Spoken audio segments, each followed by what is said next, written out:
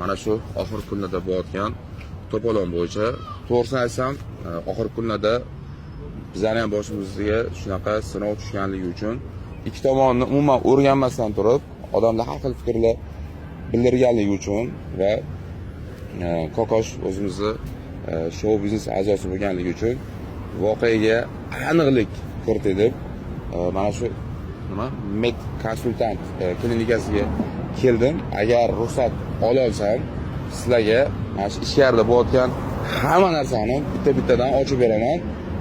To'g'risini va nima deydi?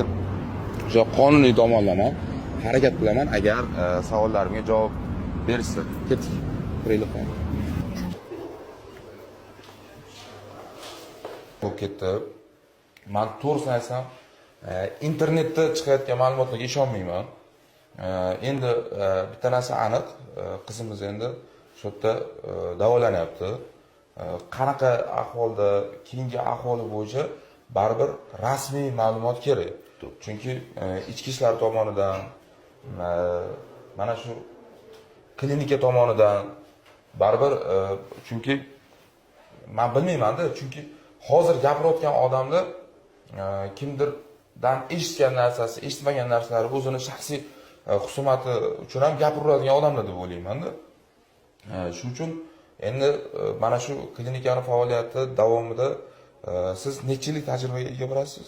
Xudo xolasa 24 yillik tajriba. 24 yillik tajribaga egasiz.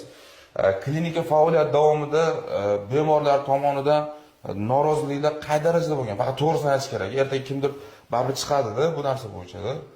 Endi agar norozilikchilik yoki asorat, o'lim holatlari deydigan bo'lsa, o'lim holatlari bo'lmagan. Asorat sifatida ikkilamchi jarohat bitish ehtimoli hamma klinikada, любой davlat muassasasida bor. Bunaqa holatda sanoqli bitta ikkita bo'lgan bo'lishi mumkin, lekin bular hammasi o'zimiz oxirigacha davolab chiqarganmiz. Demak, qizimiz pretenziya qilmaganida, jalba qilmaganida, demak qanchadir vaqtda chiqib ketadi demoqchisiz. To'g'ri. Hozir bularning ahvollari unaqa o'limga olib boradigan, sog'liqqa jiddiy zarar yetkazadigan muammo yo'q. Men o'zim o'shaning uchun hayron bo'lib qoldim. Yo'q, shu darajagacha kelganicha xo'p shu narsani gapirib tushuntirish bo'lmadi. Boshida tushuntirdi, hammasini to'g'ri tushundilar. Shu gideta 5-6 kun oldin bitta blogermi u, bilmayman kim bo'ladi, bir ayol kishi keldi. Bemorimiz bilan suhbat o'tkazgandan keyin, masalan, Kokosh menga do'stdek bo'lib qoldi. Do'st murojaat qildi. Demak, o'zim inson sifatida yaqindan tanishgansiz, to'g'rimi? Ha, mana undan oldin tanimasdim, shu klinikada tanishdik. Mana shu operatsiya jarayonida va undan keyingi mana shu bir oyning ichida yaqindan tanishgansizlar, to'g'rimi? To'g'ri. O'zingiz ham muloqotda bo'lgansizlar? To'g'ri. Bo'sh qoldim deguncha, har kuni emas, через день, через два kirib turardim oldilariga, xabar olib, qarab, aniq qilishga.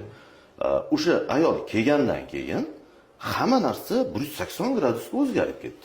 Men tushuna olmadim. Kimligini bilasizmi? Bir nima bo'ldi o'zi baribir bilish kerak-da. Bir narsa Aripova degandek qilishdi. Bilmayman anig'ini, otlarini bilmayman, men ko'pchilikni tanimayman.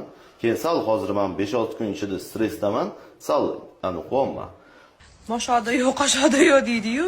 Endi bizmi aybdor? Tavba qildim, ko'milib.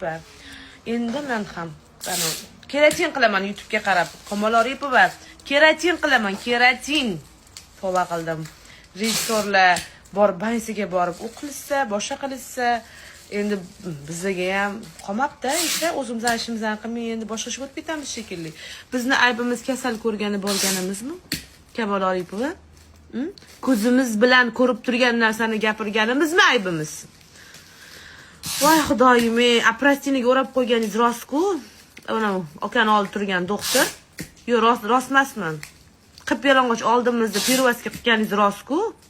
Biz faqat gigiyena qonun qoidasi haqida gapirdik, kabalapa bilan boshqa gap gapirmadik. Voy dod. Men bir narsaga tushunmaganim, bu yerda hozir hamma faqat bir tomonda fikrini eshityapti. Ikkinchi tomonni hech kim eshitayotgani yo'q. Birinchisi, ikkinchisi, balki bu ularni tilligusida hype deydimi yoki bir подписчик olish uchun qilinayotgan narsami? Men o'zim hayron bo'lib qoldim. Endi mana biz ham mana shu PR ichida yuramiz, bilasiz. Katta PRlar qilamiz, lekin baribir jiddiy hujjat bilan bo'ladigan ishlar, lekin sog'lik bilan jiddiy odamlar aralashgan joylarda unaqa aralashtirmaymiz. Menimcha bu yerda mana shu qizimiz atrofida aralashayotgan odamlar qay darajada bu narsani tushunib ichiga kirib fikrini bildiryapti yo janjal qilyapti yoki bilmay turib qolyaptimi o'sha narsani chunki man to'rtta besh videolarni ko'rib qo'rqib ketdim do'stlar. Man chunki yaqinda bilasizlar bizani o'zimiz boshimizga tushdi shu vaziyat. Endi aniq to'g'ri va to'liq nima deydi hamma vaziyatni ochiqlash kerak chunki bu butun dunyo bo'yicha juda ham bir nima bo'lib ketdi-da, shov-shuv bo'lib ketdi. Lekin men bitta narsaga hayron qolganim, bizani o'zimiz vaziyatimizda ham yoki mana shu vaziyatda ham faqat bir tomonlama ketayotganligi uchun to'g'ri biz o'zimizga yordam beramiz, lekin qanaqadir tashqi kuchlar yoki kimdirlar boshini og'ritish shart emas. Misol uchun pul tomonlama, boshqa tomonlamami, hamma san'atkorlar tayyor aka. Agar nimadir xarajatlari bo'lsa, agar imkoniyat bo'lsa, agar qabul qilsalar o'zlarini oldiga ham kiramiz. Agar gaplashib nasib qilgan bo'lsa, uni ham joylashtiramiz. Endi demak klinikani faoliyati davomida hali bir jiddiy kimdir yozish chiziq qilib yoki qanaqadir shov-shuvli bir negativli nimadir bo'lmagan. Bunaqa shov-shuvli holatga birinchi marta tushib qoldim. Umumiy olganda nechta odam ishlaydi bu yerda? Xo'p, o'rtacha hisobda meditsina hamma xodimlarni hisobga oladigan bo'lsa, 30 dan oshiq. Demak, 30 dan ortiq jamoa ishlaydigan katta kollektiv klinika. Hozir menga aytishdiki, juda ham ko'p tekinga onaxonlarimiz, ayollarimizga bir qanaqadir muolajalar, operatsiyalar qilingan ekan. Shu rostmi? Shu bu rost. Bizada oktyabr oyida bepul ginekologik operatsiyalar aksiyasi boshlangan edi. O'tgan oy oxirida bu aksiyani tugatdik.